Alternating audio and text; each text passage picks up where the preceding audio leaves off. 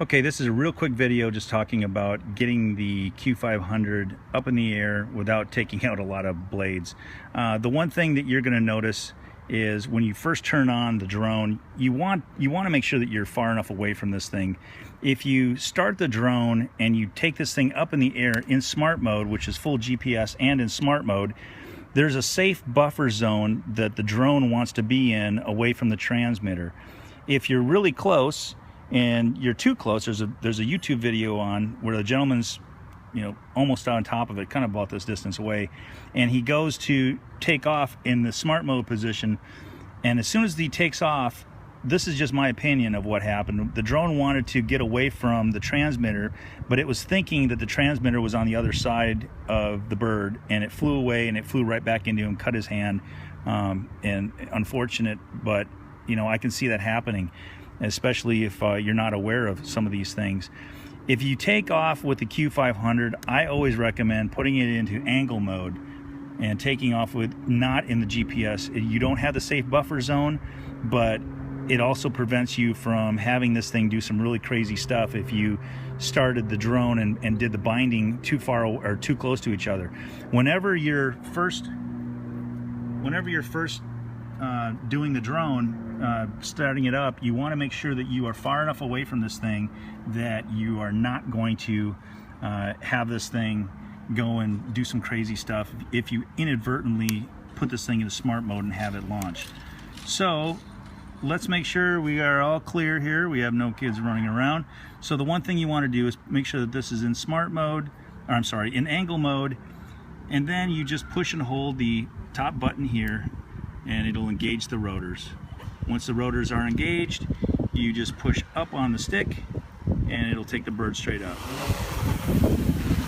And you can see here by the wind, I'm just going to take it up and move it away a little bit, that it will lock onto its position using GPS. Even though you're not in smart mode, it'll still stay in a GPS, and a fairly decent GPS lock.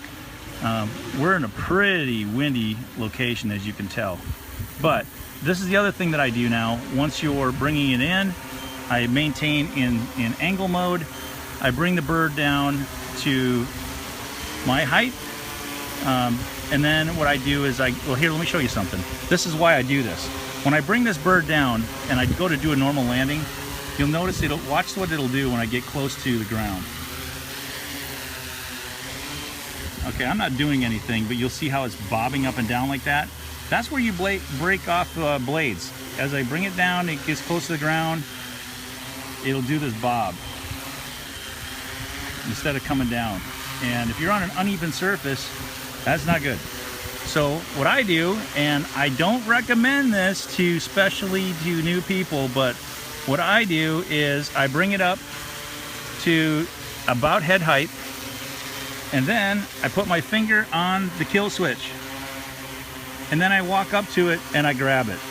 I know some people are probably cringing, but when you're in a non-windy environment, this is very, very stable, and you can walk up to it and grab the landing gear and save yourself from breaking blades. There's a couple of videos of some different people grabbing the craft as it's flying and so forth.